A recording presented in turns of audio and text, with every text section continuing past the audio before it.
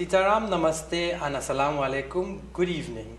I am Dr. Visham Bimal, and we are here on set with another episode of Bhoolal Parampara, or Forgotten Traditions.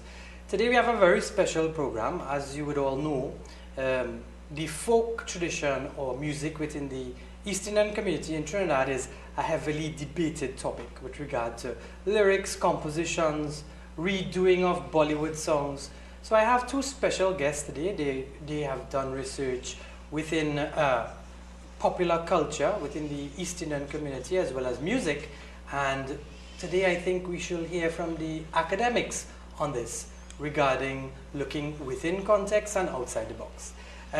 Firstly, I have Mr. Darrell Baksh. He has done he's a PhD candidate and is currently doing his research in cultural studies with a focus on identity within the context of popular culture. And he has looked at the music specifically as a form of identity in part of his research. So I'd like to welcome this evening Mr. Darrell Baksh. Darrell? Hello, Visham. Hi, Darrell. How are you? Good, how are you? How is the weather in Canada? We have a winter storm right now, so I'm inside out of the cold. Sorry to hear that, because I look at your posts and you really don't like the weather there. But anyway, today we're going to look at your research. Could you tell our audience a little bit about yourself and the research you're doing? I'm actually Toronto born. My parents are of Indo-Caribbean descent. My mother is from Trinidad and my father is from Guyana. Both of them migrated to Canada in the 1970s. But I always grew up with a strong sense of my Trinidadian culture, more so than the Guyanese. So I grew up with soca music in the house and then Chutney soca music in the house, a sense of roots. And I think that's really important out here in the diaspora and in a place like Canada where there are so many different cultures. And I got drawn to the type of work that I'm doing through that foundation in my heritage and my roots. So all through undergraduate study at the University of Toronto, I majored in Caribbean studies. And then when I decided to pursue graduate work, I wanted to really focus on the Indo-Caribbean aspect because I feel like it's under-researched and there's not a lot of literature on the culture. Right, that's quite interesting, and we had conversations in the past, especially where the music is concerned. Yes. What we're looking at today would be basically the current context in which the music exists. What is popular culture within that particular form of expression?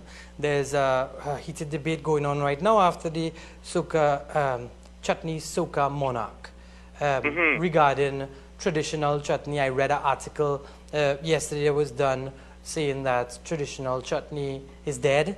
And then there are also a lot of people in the public realm talking about the lyrics, the lyrical content, as well as the categorization or the characteristics that would define something as Chutney soca versus chutney. And some people saying that the performances on stage are not even chutney oriented, it's just soca.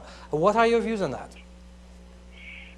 It's a very complicated and complex process going on right now. And I really think we still don't have a clear definition of what we mean by chutney soca. I know the article that you're referring to, and I actually saw when the artist who was in Himachal, India, went on Facebook Live and aired her views. And I can understand where those artists are coming from. And I think because of the way in which popular culture has evolved in Trinidad, there's always been an emphasis on carnival and soca and more of the Afro-Caribbean expressions more than the Indo-Caribbean ones. So I understand where she comes from in terms of trying to highlight that Indian aspect. At the same time, I think the monarch competition is heavily structured after Calypso monarch and more so soca monarch. So there's this whole modernization that has been happening with the Chutney music, and I think it's trying to find that balance between the tradition and between the future of the music, which seems to be some kind of contemporization or remix of the culture. I mean, that being said, I find it very hard for songs that are so, different in terms of the lyrical structure and the language and the themes and the content to be judged on the same stage. And I know when Mr. George Singh had the division of the competition into the traditional Chutney category and then the Chutney soca category, much like how we have groovy soca and the power soca categories, I think that makes a lot more sense. I don't see how we can judge both of those things equally and fairly if they're just all in one competition and no stratification of the categories. Okay, so the cry then for classical chutney. This is not my field of research, but because I'm so much into language where it comes to identity, I would draw parallels from that. And my research into Caribbean Hindustani or Trinidad Bhojpuri has led me to believe that sometimes this is just the normal evolutionary process. And we have reached this point where we try to revive something that has no relevance in current context, so that Trinidad Bhojpuri at present has no space in which to exist, except maybe in the traditional chutney per se as one domain. But then seeing that the traditional chutney would have been in that language and that language is basically on the way out, could we then look from an intellectual perspective or that this art form, just like the language, is also on its way out, and accept the new manifestation of it is now in this chutney soca genre? I mean, I think when we need to put soca and chutney soca as popular cultural art forms, we also need to realize that by virtue of calling them popular culture, there must be evolution. They wouldn't be popular and they wouldn't continue to be popular if they stayed as any kind of thing. And I mean, we've seen a trend in soca music where that has also gone under change. I think maybe one of the concerns with chutney soca, because it comes from this history of inventorship and these memories of Indian ancestry, some of the themes and the languages, as you have noted, are no longer relevant because we live in a different time. But I think that nostalgia is what a lot of people are lamenting, the loss of that. And what can we do to maybe try and stop that loss? And I mean, just in terms of my work, I find it very interesting that very recently, a lot of the younger artists who are singing chutney soca are now beginning to revive a lot of the older songs that put new meanings to them. So I know GI last year had a remake of Ojaram Nam with Ravi B, came on the remix after. And it was the classical lyrical text combined with this kind of bacchanal atmosphere of celebration and dancing and whining that modern Trinidadian citizenry would understand. And I think the fusion there is really important. You have the older tradition. I don't think, for me, it matters that we don't understand the language anymore. I think by virtue of the sound of the language, those resonances are really, really important. But that combined with these instructions and these commands of, how to dance and how to party, we understand those things as Trinidadians through the carnival tradition that we've inherited. So, I mean, I find those things fascinating, and that's how I see the older traditions and the classical traditions living on in these new spaces and new contexts. I want to add something there, because for people who do research, you would look at context for things. I mean, I was researching Carnival myself in this time, and looking back to old Roman Catholic traditions that would have been reinterpretations of pagan ritualistic things. And the common thing is that how Carnival itself evolved, it has its own unique story, but it's just before Ash Wednesday or the Fast of Lent, and reveling. I just look at myself from a Hindu background, when you have to fast, you try to probably say, let me probably eat as much meat as I could. Or that is reveling, and that where it comes from. So that, in effect, where you would revel in the flesh, which is what carnival means, I think, when we look at the narrative of the soca as well as the Chutney soca, that is the theme. Yes, I would agree, totally.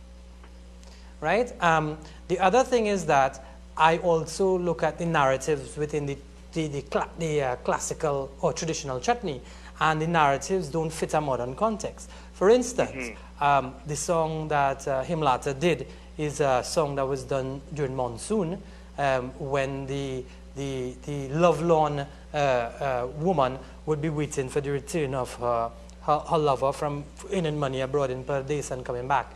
That is not relevant or the norm now. Now gender roles have changed within the context of who's the breadwinner at home.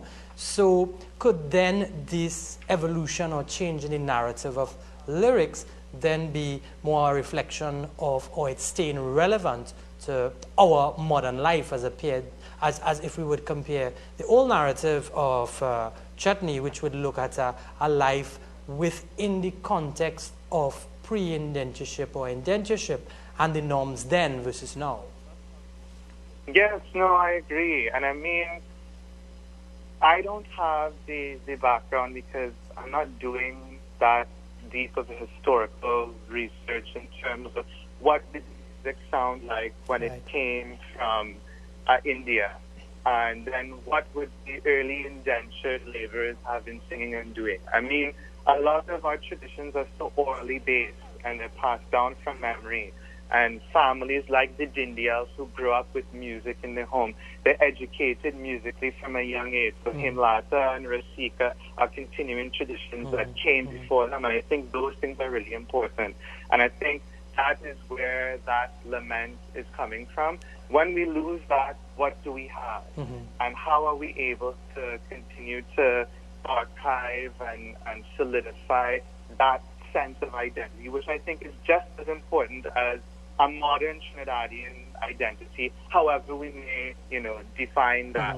And I think Chutney soca, when we have the inclusion of the traditional Chutney sounds, whether it is the instruments or the lyrics or the melodic structure, I think those things are trying to preserve and archive the memories and the indentured experiences, even when they don't have the relevance that they may have once carried. I think we are trying to create new relevances and at the same time educate a younger generation, because, I just realized the other day, I was fortunate enough to grow up with hearing Sundar Popo in the home, but Sundar Popo is not from my lived reality. I wasn't born in that time.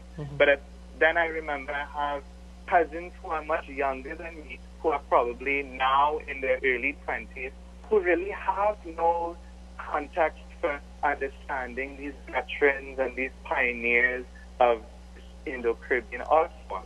So I find it really fascinating, and I think it's a very positive thing that you have artists going back into the archive and pulling up these old songs. And I mean, there's a debate to be made about, well, they're not singing original songs, they're just singing back somebody else's song. But I think they're bringing new meaning and new context and kind of, just reviving the aesthetic in a different way that would carry meaning for a younger generation. And I go back to even the soca and calypso realm. Tricanal did Juve, Barrio, Pa Leve, Lame Asuyo, and people, my generation wouldn't understand what that means, but Juve, Barrio means block them for Juve, Juve, Barrio, Pa Leve, Lame Asuyo. Don't raise your hand for them. And that would talk about the rioting or basically the revolution that would have taken place among East Indian indentured laborers and African slaves rising up against the masters for preventing them from gathering to celebrate things like these. But again, it's a very catchy tune. The modern generation would even know that relevance because they don't understand patois, but yet still that's something that resonates within them for some reason. Yeah, no, I agree totally. And I mean, we see that this year, but I would argue that I think it was 2014, 2015, when Farmer Nappy released Big People Party. We just heard a return to and a revival of a particular type of sound of soca with the brass and the rhythm section that we hadn't heard in a while, because everything seemed to have gone very much forward, following this kind of American EDM sound. And I noticed a lot of the music that has been coming out from, the top soca acts, returning to this nostalgia of what the soca sound was like in the 80s, what the soca sound was like in the 90s, the return of live brass, the return of live instrumentation. And actually, I'm not sure if you're familiar, but there's a company called Indigisounds that's based out in Trinidad. Johan Shikari, who plays pan, and David Chow, who's a graduate of the engineering department at UWI, they came together to produce some digital sample libraries for Caribbean music production. So they have a steel pan sample library, they have the Laventil rhythm section, they have a soca starter pack, which is more of the synth soca sound, and then they actually last year just released an Indo-Caribbean pack that has a chutney and a tassa element. And in the chutney element, there's the dholak and the dancehall, and from harmonium, and in the tassa, you have loops that carry all the rhythmic patterns that the tassa would play, not only for the Hindu weddings, but also for Husay.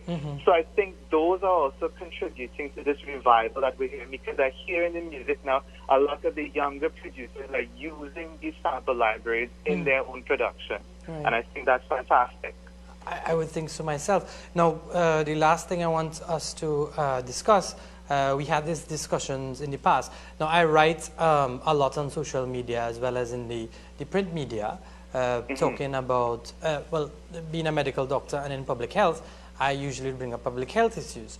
And one thing I noticed, not only in Chutney soca, but as well in soca, and not even local expressions, but international song, the narrative usually would now focus on specific themes, be it alcohol, be it promiscuity, be it domestic violence. And these, from my mind, as a public health physician, looks at these as influences on public health where even these three things are concerned. You have alcoholism and substance abuse, you have domestic violence in the home, and you also have promiscuity and HIV and venereal disease prevalent incidence and prevalence. So based on, we had this discussion before and looking at the evolution which we speak of, is there a reason why it is those are the more common themes now, not only in soca and chutney soca, but internationally in rap, in reggae, and even the popular forms of music that young people listen to? Right. I think that's a really important observation. And for me, I think it really boils down to thinking about music as a form of entertainment. Right. And remembering that popular music and popular culture as well in this globalized world that we're living in tends to be commodified. So how do we have a product there that we could export and that could be widened by listenership outside of the regions where these musics are being produced? I mean, I've always argued that a lot of the music for Trinidad in terms of popular culture is really centered around the national festival, which is Carnival. And Carnival, as you have noted, has particular themes, right? That whole idea of revelry is connected to excess of alcohol, excess of woman, excess of partying, excess of sexual liberation and behavior. Right. And I think it's not only in Chutney soca. I mean, I get annoyed sometimes when people like to cast Chutney soca as, those themes are only rum, woman, and horn. Fair enough, there is a prevalence of those themes, and it is a bit alarming, and I think that is what Imlata Dinya was raising in her Facebook Live. What themes do we have, and what are you all going to sing on, and is that all you know how to sing on? But at the same time, I feel like soca doesn't get the same attention. Because there are tons of soca songs that deal with the same themes. And I mean, we could even take it back to Sparrow when he sang Drunk and Disorderly. I mean, rum has always been connected to this idea of festivity. I think in terms of a public health concern, those things are really important. At the same time, I think there is a responsibility on the citizenry to know how to handle, entertainment and handle popular culture, because a song tells you to do something. Are you literally going to go and do it? And I mean, I'm saying that now, but the most popular power soca right now is that Run With It song, and people are actually physically running and carrying things in these sets. I've seen the videos on social media.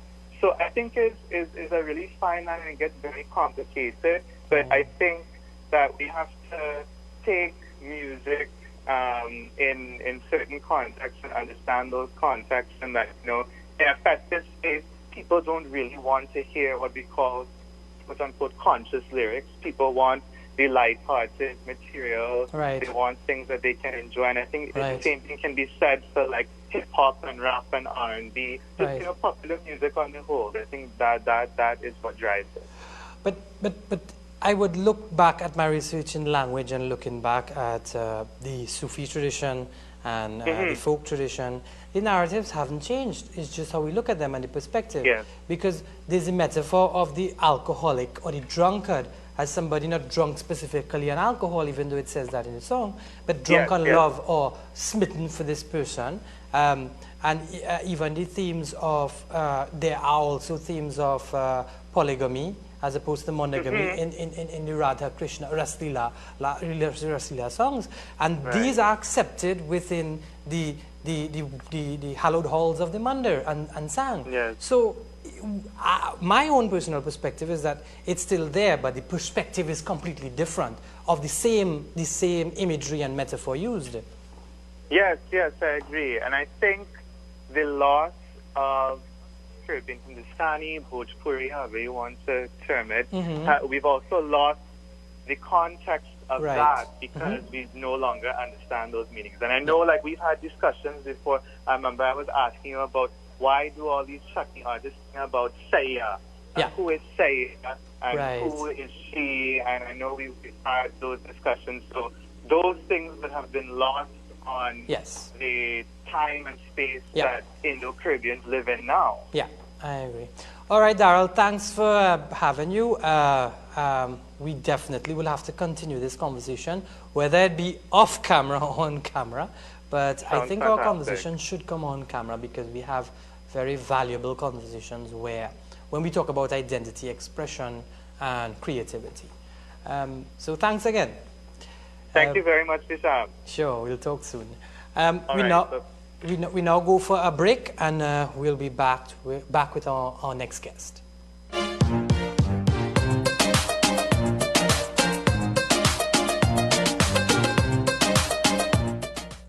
We all want to save money without compromising on the best quality insurance coverage.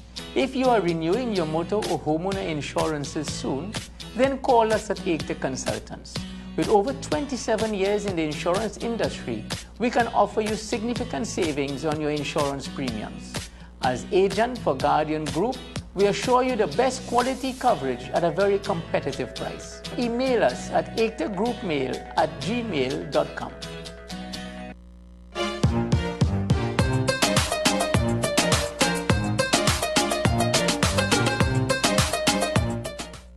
I'd like to welcome you back to this very interesting conversation we are having about music within the context of Trinidad and Tobago. We are looking specifically at within the Indo-Trinidadian context. So we had Darrell looking at the modern situation, and now I'd like to welcome Dr. Sharda Patesa. Her research was also in cultural studies. Her PhD was a focus on identity within the context of music, and her current research is looking at Hindu symbolism and iconography. Welcome, Sharda. Thank you. So the conversation is really, I think, very interesting. But I want to go back because we need to understand from whence this all came to get a better perspective of where we are now and where we should go. Looking at specifically the indentureship period and the prevalent genres of music that would have occurred then, but not only what occurred, what was their relevance within the community then? Okay. Well, first off, I guess I'm not going to into an exhaustive look at the music, right? But all of it would have been folk-based, right? Even what we call the the classical music, Right. Right.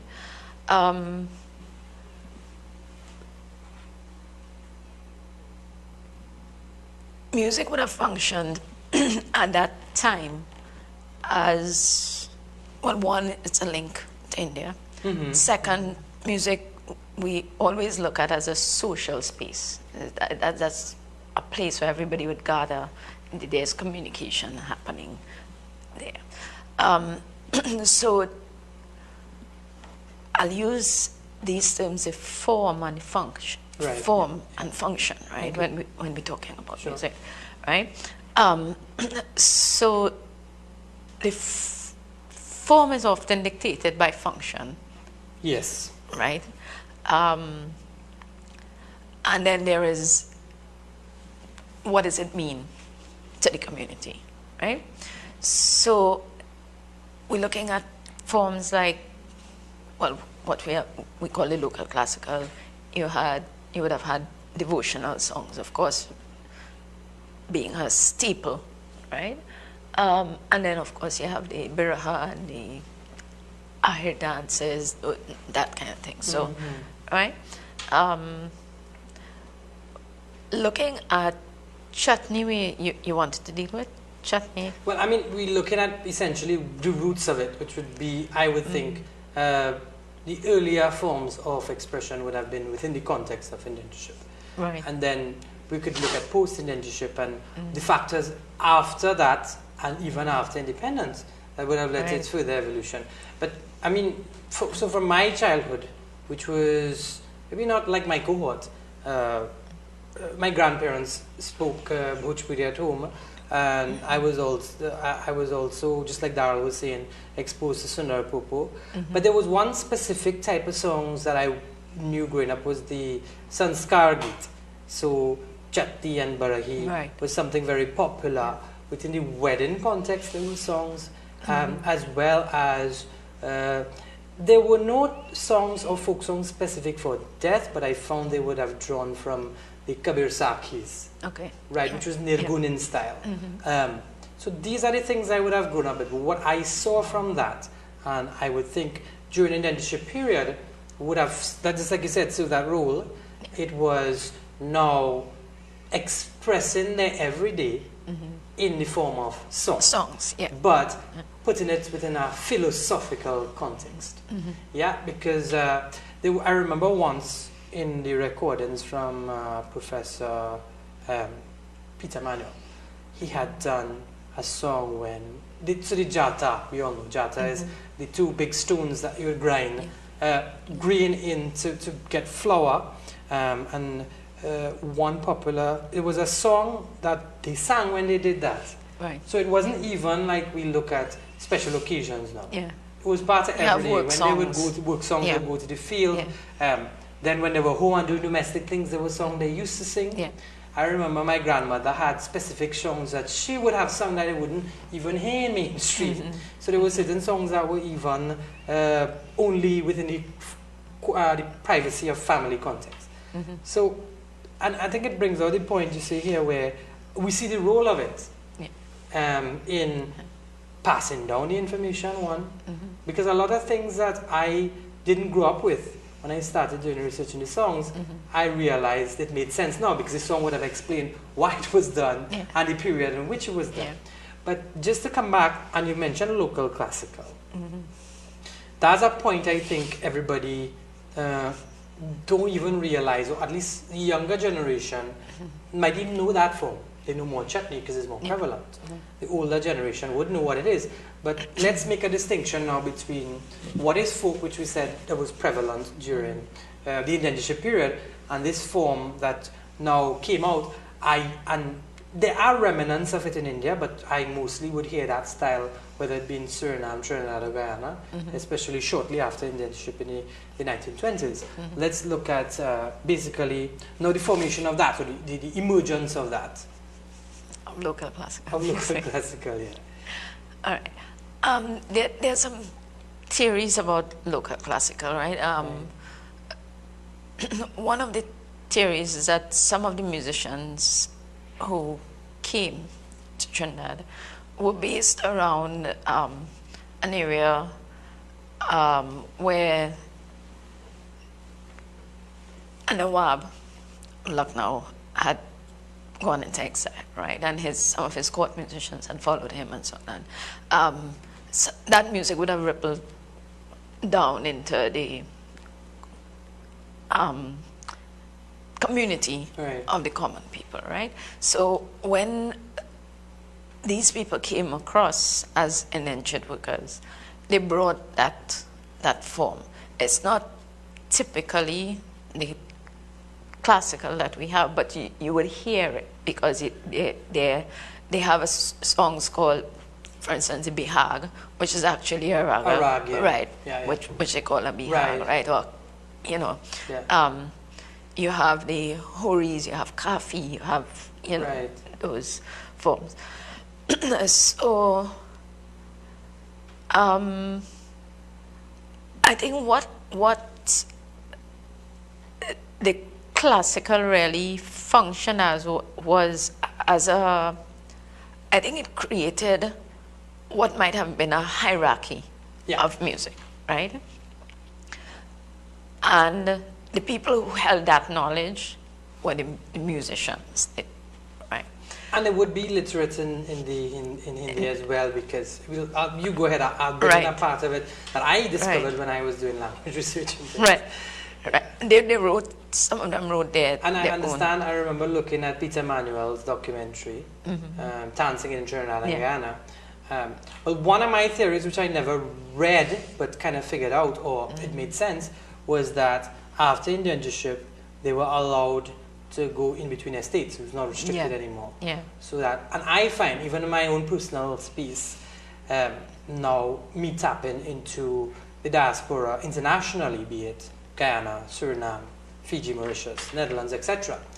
I think that once that's that freeness of sharing of information because of freedom of travel, it actually is something that creates a space for creativity in that space. And exchange, right? Because you said that that some of the genres would have been brought, but the mere fact that we're not allowed to move from estate to estate means that the information didn't get a chance to be shared.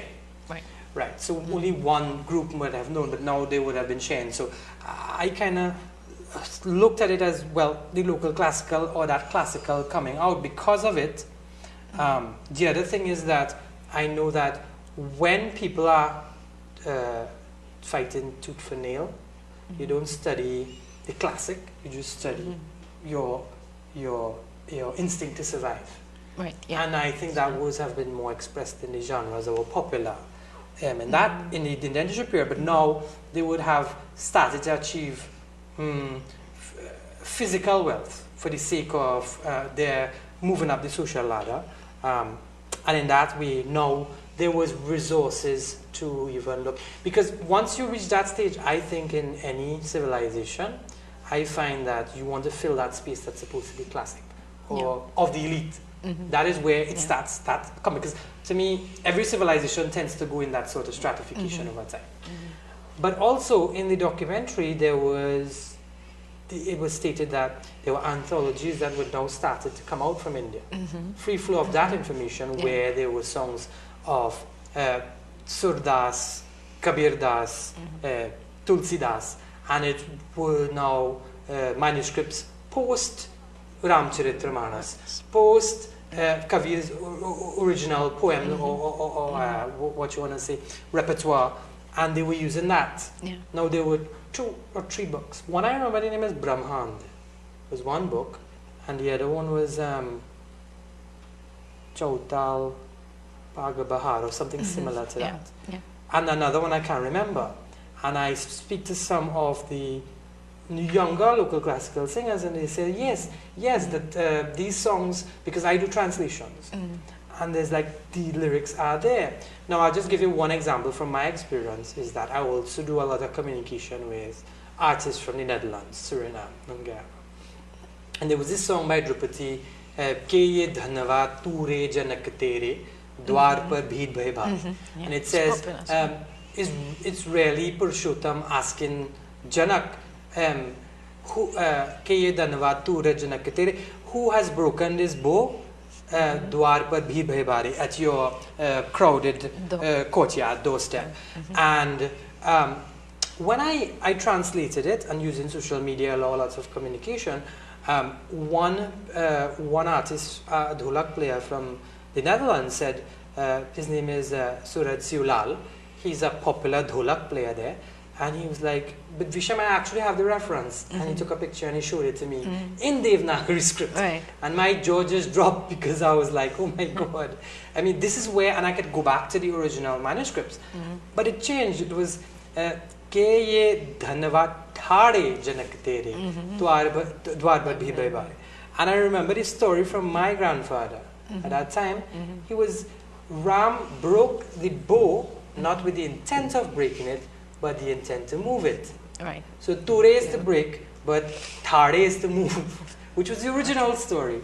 And I realized that they took the anthologies and just because they knew language, changed it to still make sense, but then gave the authorship to themselves. Right.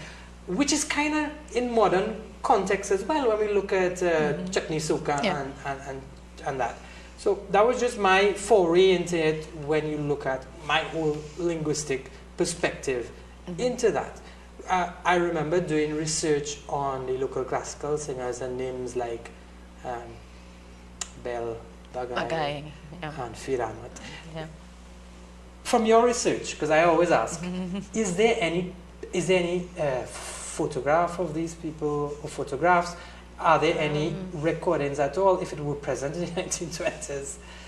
Yeah, and I've come across, I've heard Ramcharita, a couple of the other older ones, but no, not those, not because those, I think that was from word of mouth or manuscripts that what would have been written within the colony. Yeah.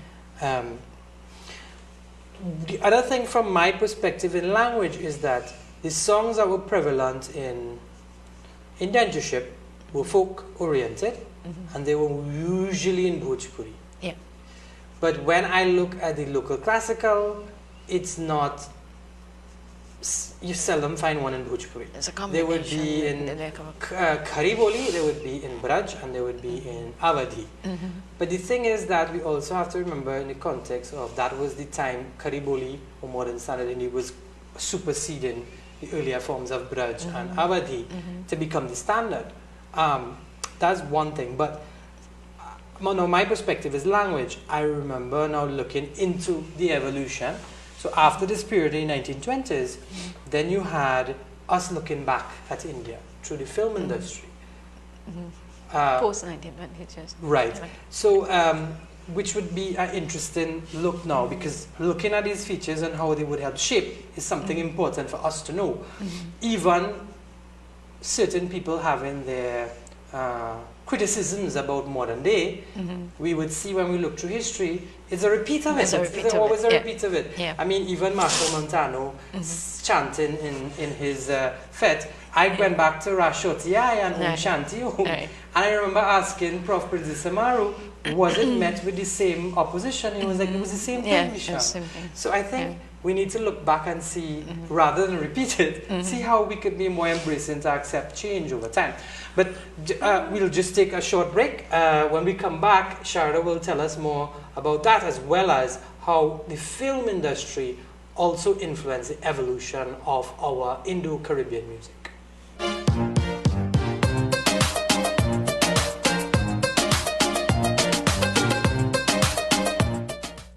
MRK Consultants, agent for Presidential Insurance Company Limited, is celebrating 16 years of insurance services. With convenient parking and knowledgeable staff, MRK Consultants are geared to provide all your motor insurance needs, including third-party and comprehensive coverage for all your motor vehicles. Call or visit our office today.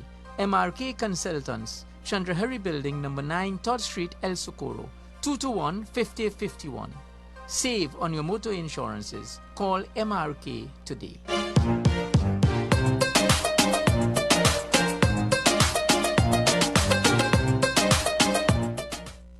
and welcome back to our conversation here on Bhoolal Parampara, Forgotten Traditions. Today we are focusing on the song expression and music expression of the Indo-Caribbean diaspora. I have with me Dr. Sharda Patesa, and we were looking at the evolution of the music from indentureship and how it evolved to be the way it is in modern day. So Sharda, we were talking about, now we spoke of local classical, but then there was an important period in the evolution where we had to look back at India after indentureship, when we looked at the films. I think Bala Joban was the 1940s, was it? 1935. Right. Yeah. That was the first film people of Indian origin in Trinidad would have seen from India. I have my perspectives about the language that was spoken and the language they spoke and the difference, but looking at how film now would have influenced how the music within our Indo-Caribbean diaspora, how it would have influenced the evolution. Right. Well, the thing about film is that music was just one component, right? It would have introduced also dress, language, dispositions, I suppose, right? And from speaking to older people, for instance, they recounted going to the films and seeing these high-colored Indians, right? And feeling proud of that, because it wasn't how they were reflected. Right. Yeah. They were perceived. So the films would have given you a different vision of India, right? And also would have given Indians a different vision of themselves, and I suppose possibilities, and so on. And what comes to mind is the recent films that are coming out from Bollywood. But the issues that we have with Chutney now would have been similar issues that they would have had then, because what happened is a division with the coming of films. Right. So you had, as we were talking about local classical, and there being a sort of hierarchy, right, where the local classical musicians saw themselves as the people who held the authentic form. Right. The other forms were just lighter forms, your work songs, or maybe corruptions that they want to say. Right. Well, I wouldn't call them corruptions, but they suited a different context. Right. It's like classical music in a concert hall versus your popular music, right? So films now would have brought not only songs but instrumentation as well, right? So it's different musical sound that's coming in, right? And of course, in any society, you have people predisposed to certain sounds. Somebody who studies classical music versus somebody who prefers to study popular music. And I remember my father's elder brother saying, when I was asking him about Jal Ramayana, and he was saying, I stopped singing that. No, he's in his 80s. I stopped singing that when people like Anup Jalota and they came in, right, because I was too noisy. This coming from somebody who's elder, right? Feeling that this is more of a refined song, right? So and sophisticated. So the same thing would have happened with the coming of films, right? Probably a more sophisticated sound, a modern sound, right? Films, of course, being looked at as that kind of social space, I would say. So there would have been criticisms from the classical musicians, because people recount those experiences, that the classical musicians would, some of them would say it was nonsense, right? And they would have stuck to their forms, but then there's a whole movement now towards adopting film and film songs in compositions. They Right. may have put different lyrics to the film songs, but the tunes were used. And the story about now Chutney, Chutney Soka, and using the same melodies of Bollywood Right. films. Yeah. And now the I language mean, is lost, so it's- they use Trinidad English Creole. But again, we see history repeat itself. Same thing, Yeah, yeah. yeah. Yeah. Yeah. Yeah. I want to go back here because, okay, so we spoke of the coming of film and the influence it would have, but what is modern Shastriya Sangeet? When did it enter the stage of Trinidad and Tobago, and what influence that would have had now, even further, Right. to the local classical tradition, Right. saying this is more authentic than that? Of course. What was the dynamic then? Yeah, what again, similar. Yeah. Because this is now, and I think that we can trace that back to 1962 when Professor Adish established BVS. Yes. Right, and brought in this classical Indian music into the whole fray. So now you have a division between the local classical Yeah. musicians, the authentic classical musicians, right, and then the chutney, right. Of course, you still had film songs, which are sort of legitimate, in a sense, popular music. Well, I mean, form, right? it was given authority based on the fact it was in film. That right, and it Another comes thing from I India. also found was that now it created avenues for others who weren't from a particular gharana to now imitate and present themselves on that same stage with a local classical singer, a folk singer. Yeah. Yeah. What I also, okay, so that essentially would have been major forces in the evolution. It also would have added elements into the local forms. Yeah. Yeah, because I now even see in Chutney songs, you have a film song that would have been from, say, the 1950s, now taking on a Chutney melody, same melody, but up-tempo with Chutney. Yeah. And some people don't even know it was from the Bollywood. Yeah, well, the modern generation Exactly. doesn't know the larger So again, population. that doesn't shows how know. the element is added. But I wanna the question about Chutney, because there are varying views as to one, where it came from, two, why it came on, and three, what factors at that point in time would have caused it to now be something so sought after and something that was welcomed on the national stage. Right. So we can trace back Chutney to two social contexts, right? One, we hear that they were breakaway songs. They were called breakaway songs, sung by men after they would have all night classical singing. And that would be in the Functions, context right? of the wedding, which would be night wedding. No, It's not different. not. This is different. Okay. This is the male space. Oh, okay, Where okay. you have a local classical singing Right. night.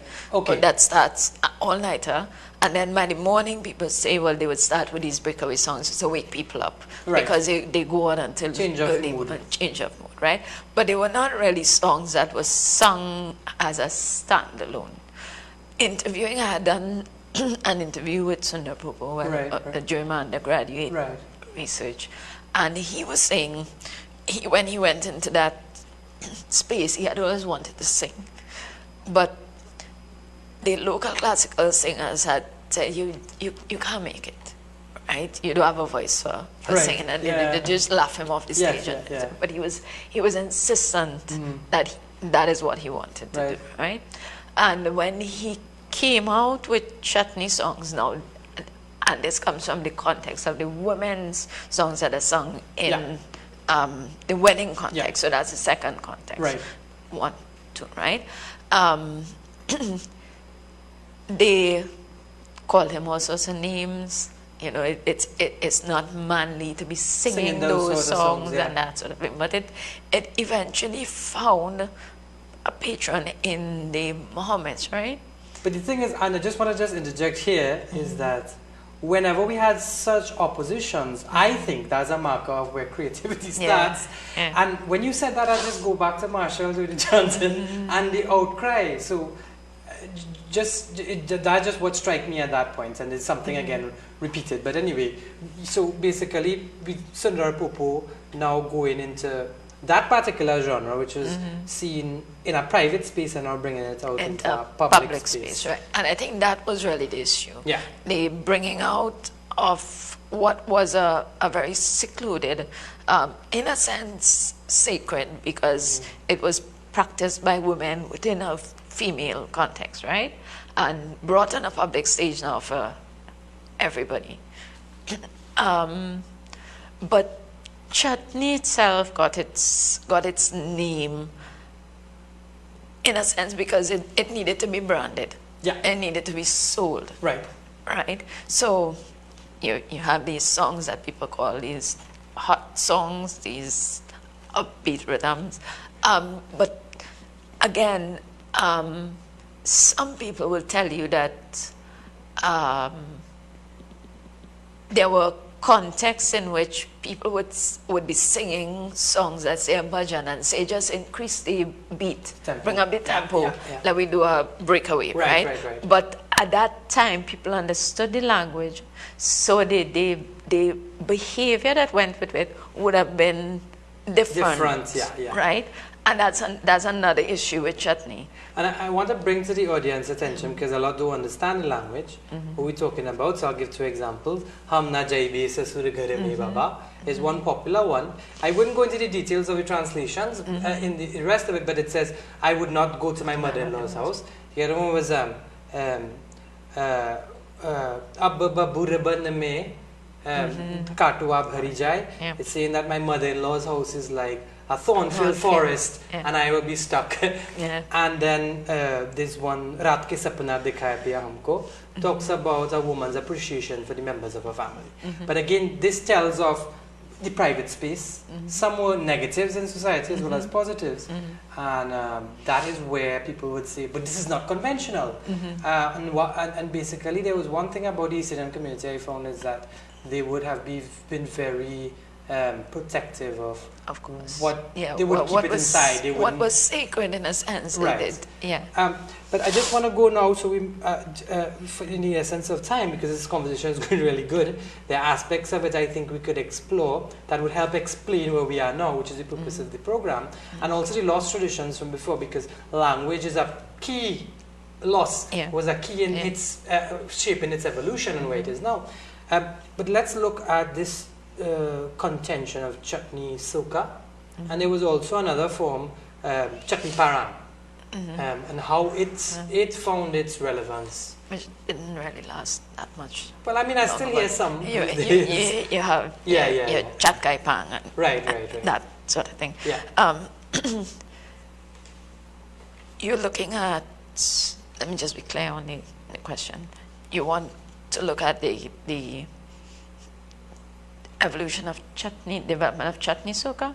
Yeah, because, and you're giving it the relevance now, because remember we said within the Chutney, it needed a space to be accepted, because a lot of East Indian expressions in song wasn't really seen as main stage or national stage worthy, so it wasn't accepted as quote-unquote national Trinidad. Well, it wouldn't be accepted as national Trinidad because there was the argument that film songs were of Indian origin, they were not created here. Right, so there's that whole national local debate that goes on, right?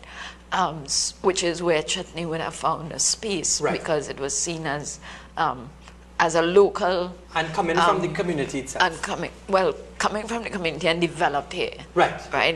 Branding, of course, being a major thing in bringing it to the forefront, right? And I think we have to talk about Mastana Bahar in this context, because the establishment of competitions would drive the form and the way those forms are produced, right? And that is a view that I have about Chutney Soca when you're looking at Chutney Soca. Mastana Bahar, their mandate really was the production of music that was local. Right. but you still had a lot of the contestants just singing film songs, And it was performing it was film blurred songs. even in Trinidad and Tobago now. Let's say the Walinagar stage or any stage when they want to push local. Sometimes there's a very thin line between what is really local versus what comes from India. And people change that up to give it a more local flavor with the background music that they might use to accompany it. Now the lyrics, the language of the lyrics makes it local. Right. So we're looking at language being English, English Creole. Okay. Well, now almost fully Trinidad English Creole, right? But before it was a mixture, between and we see that's a similar thing with Pichkari music, right? So I think that the competitions have a big part to play in the development of what we see as popular music. All right, so this is the last question I'm going to ask in the sake of time. Hopefully we'll have you back on the show and we can discuss a little further. There's our drive in Trinidad and Tobago through the Hindi Foundation, through the High Commission, and through the communities in the Mandars to revive the language. Hindi basically because that's the only form that could be taught. We can't go back to the form that the indentured laborers spoke or the descendants like my grandmother, right? But there is a drive that I would probably want to pursue later on, but then would it be effort all in vain if we would try to now educate artists in at least basic Hindi or even remnants of the Caribbean Hindustani now to use that one so that they become more professional and understanding what they say. They are marketable more internationally because they could now be understood by Hindi/Hindustani speakers internationally. Do you think it would augur well for the art form in evolution, or it would be something that may be completely in vain?